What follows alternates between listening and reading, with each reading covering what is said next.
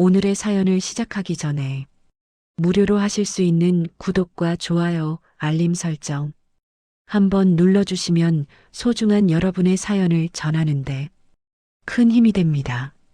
그럼 오늘의 사연 시작합니다. 박준호 씨, 제 장례식장 문이 거칠게 열렸습니다. 검은 외투를 입은 남자가 준호를 똑바로 가리켰습니다. 검찰청 수사관입니다. 문서 위조 및 사기 혐의로 임의동행 요청합니다. 장례식장이 순식간에 얼어붙었습니다. 준호가 뒤로 한 걸음 물러나며 소리쳤습니다. 지금 제 아버지 장례식이에요.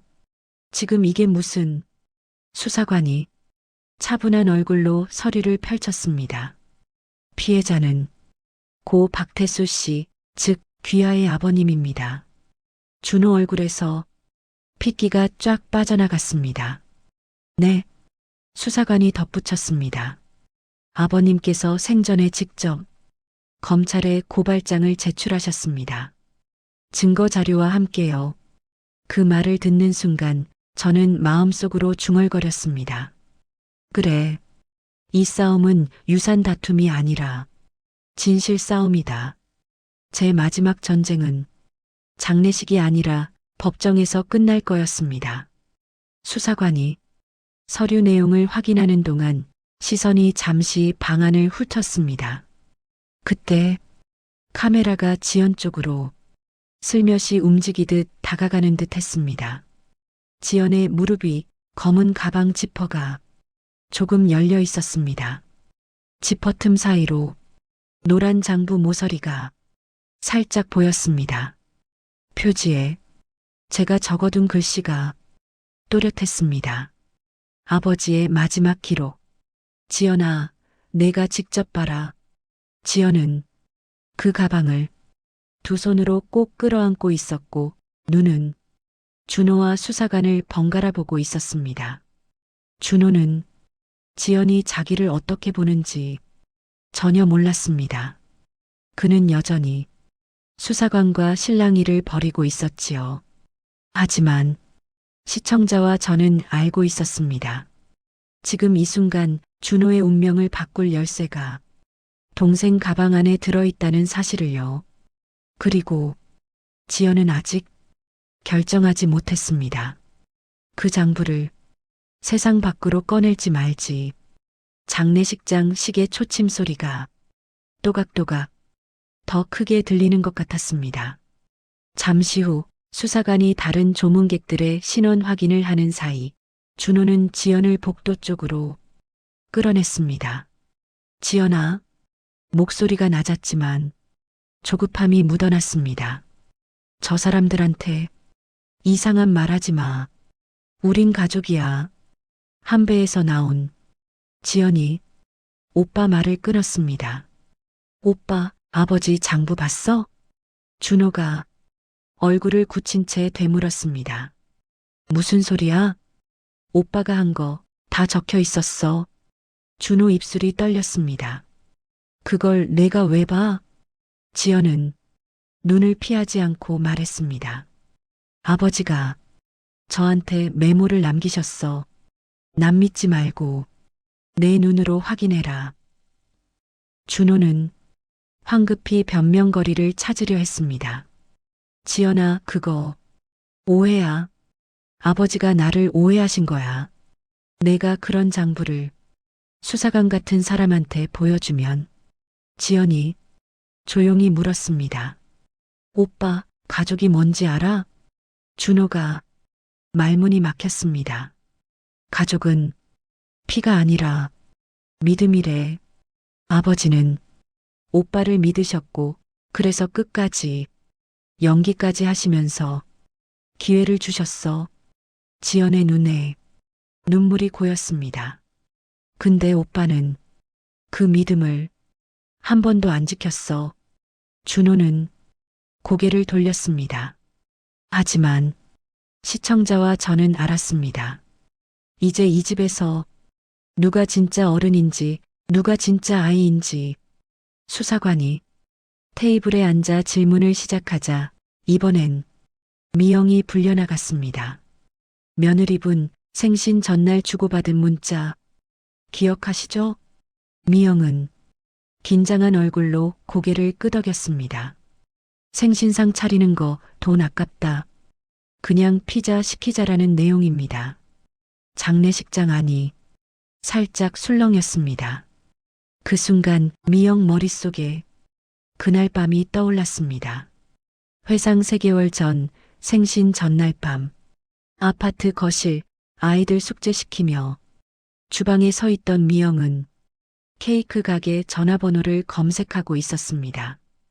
여보, 5만 원짜리 케이크면 괜찮은 것 같지 않아? 소파에 누워있던 준호가 고개를 획 돌렸습니다. 5만 원? 미쳤냐? 아버지 달달한 거 잘 드시지도 않는데 눈치챌 수도 있잖아. 그래도 생신인데. 준호가 벌떡 일어나 미영 휴대폰을 낚아챘습니다. 마, 이렇게 보내면 돼. 그는 미영 폰으로 빠르게 문자를 입력했습니다. 생신 상 차리는 거 너무 돈 아까워요. 그냥 피자 시켜 먹어요. 그리고 자기 휴대폰 번호로 전송 버튼을 눌렀습니다. 이러면 내가 보낸 걸로 찍혀. 아버지한테는 내가 말 잘할게. 미영이가 요즘 좀 예민해서요. 이렇게 미영은 입술을 깨물며 말했습니다. 그건 좀 아닌 것 같아. 아버님이 오해하시면 그냥 둬. 어차피 아버진 내가 뭘 해도 고맙다는 말도 안 하잖아. 준호는 이미 다른 화면으로 넘어가고 있었습니다. 미영은 그때 폰을 다시 빼앗아 문자를 지우지 못했습니다.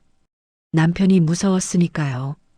현재 장례식장 수사관의 목소리가 현재로 그녀를 끌어당겼습니다. 그 문자는 며느리 휴대폰에서 보낸 게 맞지만 수사 기록상 당시 발신자는 남편분이셨습니다. 기기 로그와 위치 다 확인됐습니다. 장례식장 안공기가 다시 바뀌었습니다. 미영은 눈을 감고 숨을 깊게 들이마셨습니다. 그날 제가 막았어야 했어요. 목소리가 떨렸습니다. 아버님, 죄송합니다. 전 겁이 많았어요. 남편 말에 아무 말도 못하는 제가 제일 비겁했어요. 눈물이 볼을 타고 흘렀습니다. 김 여사가 의자에서 일어나 미영 옆으로 가 어깨에 살포시 손을 올렸습니다. 미영 씨, 살다 보면 겁이 나는 날도 있는 법이에요. 지연도 작게 고개를 끄덕였습니다. 하지만 준호는 그 모습을 보지 않으려는 듯 고개를 돌렸습니다. 정우 변호사가 테이블 위에 흰 봉투 3개를 올려놓았습니다. 고인께서 남기신 2번째 유언장입니다. 각기 다른 이름이 적힌 3개의 봉투입니다. 그는 첫 번째 봉투를 집었습니다. 겉에는 굵은 글씨로 이렇게 쓰여 있었습니다. 준호에게. 정우가 천천히 읽어 내려갔습니다. 준호야, 내가 아버지 서명을 연습하던 날 아버지는 문틈으로 너를 보고 있었다. 준호의 손이 의자 팔걸이를 꽉 움켜쥐었습니다. 내 손이 떨리고 있었다. 그 떨림이 죄책감 때문인지 들킬까봐 두려움 때문인지 아버지는 끝내 알 수 없었다. 내가 만약 죄책감 때문에 떨었다면 아버지는 너를 용서할 수 있었다. 준호 눈에 눈물이 고였습니다. 하지만 내가 그 떨림마저 멈추고 서명을 완성했을 때 아버지는 알았다. 아, 이 아이는 이제 돈이 아니면 멈출 수 없겠구나. 준호는 그 자리에서 무릎을 꿇었습니다. 정우가 2번째 봉투를 들었습니다. 지연에게 지연아, 넌 약한 아이가 아니다. 다만 강해지는 법을 배운 적이 없을 뿐이다. 아버지가 내게 주는 마지막 선물은 선택권이다. 내 오빠를 살릴 수도 진실을 밝힐 수도 있다. 어느 쪽이든 그 선택이 내 인생의 시작이 될 것이다. 지연은 가방을 꼭 안고 눈을 감았습니다. 세 번째 봉투, 미영에게. 미영아, 그날 문자가 내 손에서 나온 것이 아니라는 걸 아버지는 알고 있었다. 넌 나쁜 사람이 아니다. 다만 나쁜 상황에 너무 오래 있었다. 이제는 남편의 며느리가 아니라 너 자신으로 살아라. 미영은 더 이상 버티지 못하고 손으로 얼굴을 가리며 울기 시작했습니다. 장례식장 곳곳에서 훌쩍이는 소리가 들려왔습니다. 정우가 조용히 말을 이었습니다. 고인께서 마지막으로 남기신 지시가 있습니다. 지연이가 직접 선택하게 하라. 모든 시선이 지연에게 쏠렸습니다. 지연은 한동안 움직이지 않았습니다. 장례식장 시계 초침 소리가 다시 또각또각 들려오는 것 같았습니다. 그러다 천천히 가방 지퍼를 내렸습니다. 노란 장부가 모습을 드러냈습니다. 준호가 숨을 들이켰습니다. 지연아, 그거 내놔. 우린 가족이야. 지연이 고개를 들었습니다. 눈물이 얼굴을 타고 흘렀지만 눈빛은 단단했습니다. 오빠, 가족은 피가 아니라 믿음이라며요. 준호는 아무 말도 하지 못했습니다. 아버지는 우리한테 끝까지 기회를 주셨어요. 근데 오빠는 끝까지 돈만 봤어. 지연이 장부를 정우에게 내밀었습니다. 저는 아버지 편에 설게요. 그 장면을 저는 위에서 보면서 처음으로 안도의 한숨을 쉬었습니다. 그래, 지연아. 드디어 내가 내 편을 골랐구나. 정우가 장부를 펼쳤습니다. 첫 페이지 윗부분에는 제 필체로 이렇게 적혀 있었습니다. 2024년 2월 15일 준호 서재에서 서명 연습 중 사진 촬영 완료. 아래에는 날짜별로 사진이 붙어 있었습니다. 서재 책상 앞에서 준호가 제 이름을 수십 번씩 적고 있는 모습. 박태수, 박태수, 박태수.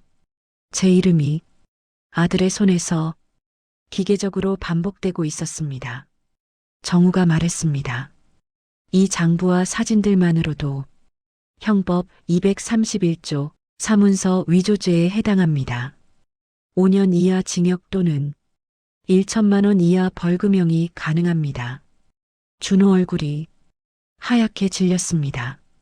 정우가 장부를 넘겼습니다.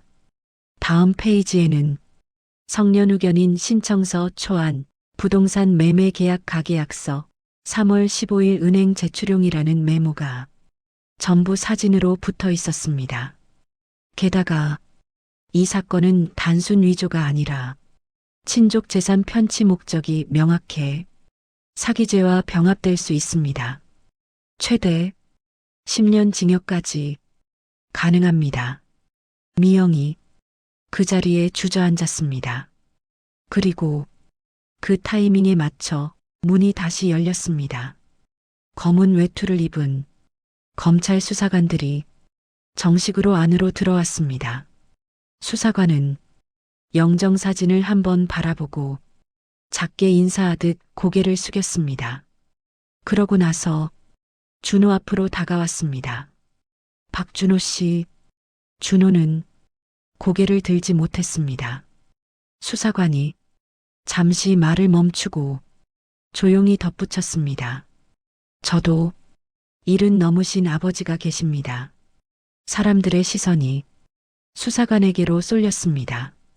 요즘 아버지가 같은 말을 자꾸 반복하셔서 저도 치매 오시나 그렇게만 생각했습니다. 그가 영정사진을 다시 쳐다보았습니다. 그런데 박태수 선생 사건 기록을 보면서 생각이 바뀌었습니다. 혹시 우리 아버지도 우리가 어떻게 사는지, 어떤 눈으로 아버지를 보는지 다 알고 계신 건 아닐까? 수사관이 준호를 바라봤습니다. 박준호 씨, 당신 아버지는 마지막까지 당신을 믿고 싶어 하셨던 것 같습니다. 그래서 연기까지 하시면서 증거를 모으셨겠죠. 준호 눈가에 눈물이 고였습니다. 이건 단순한 재산 분쟁이 아닙니다. 한 사람이 평생 피땀으로 모은 돈과 자기의 존엄을 지키기 위해 선택한 마지막 방법입니다. 장례식장 전체가 숙연해졌습니다. 정우가 마지막 봉투를 꺼냈습니다. 이건 고인께서 마지막 밤에 쓰신 손편지입니다. 편지에는 조금 떨린 필체로 글씨가 쓰여 있었습니다. 정우가 숨을 고르고 읽기 시작했습니다. 준호야. 준호가 고개를 들었습니다. 아버지가 마지막으로 내 방문을 열었을 때 넌 책상에 엎드려 잠들어 있었다. 그날 밤이 선명하게 떠올랐습니다. 옆에는 내가 연습한 서명 종이들이 바닥에 흩어져 있었고 내 손엔 아직 볼펜이 쥐어져 있었다. 준호의 어깨가 조금씩 떨리기 시작했습니다. 아버지는 그 종이들을 하나씩 주워 담았다. 너무 슬퍼서 울지도 못했다. 다만 내 이마를 한번 쓰다듬었다. 그게 아버지가 내게 한 마지막 스킨십이었다. 준호가 입술을 깨물었습니다. 내가 아버지 이름을 연습할 때 아버지는 내 이름을 마음속으로 1000번 불렀다. 준호야, 그러지 마라. 준호야, 제발 멈춰라. 준호야, 아버지는 내가 더 소중하다. 정우 목소리가 잠시 떨렸습니다. 하지만 아버지는 내 방문을 두드리지 못했다. 왜냐하면 내가 멈추지 않을 거라는 걸 이미 알고 있었기 때문이다. 편지가 그 문장에서 멈췄습니다. 준호는 그 자리에서 소리 없이 무너졌습니다. 양손으로 얼굴을 가리고 바닥을 움켜쥔 채 어깨를 크게 떨었습니다. 아버지, 숨 끊어지는 소리가 장례식장에 퍼졌습니다.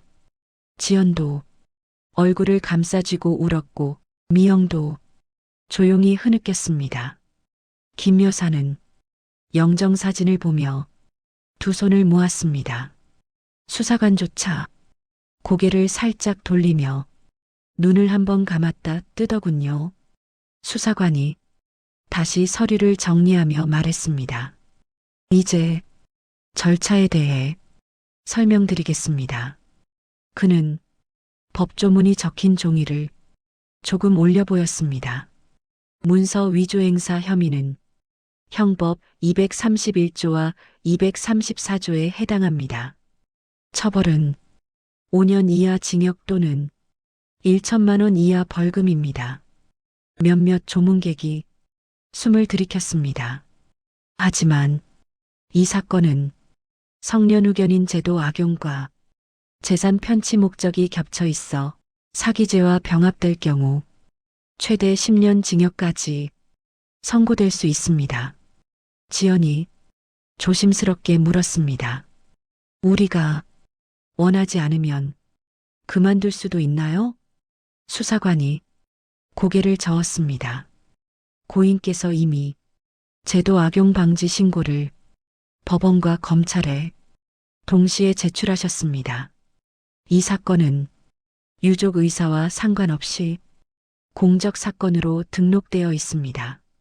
쉽게 말하면 고발 취하가 불가능합니다.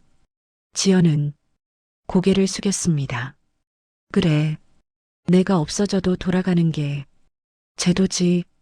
저는 조용히 그렇게 생각했습니다.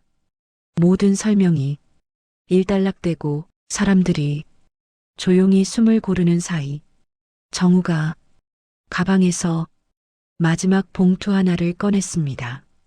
이번 봉투는 다른 것들과 달리 빨간색이었습니다.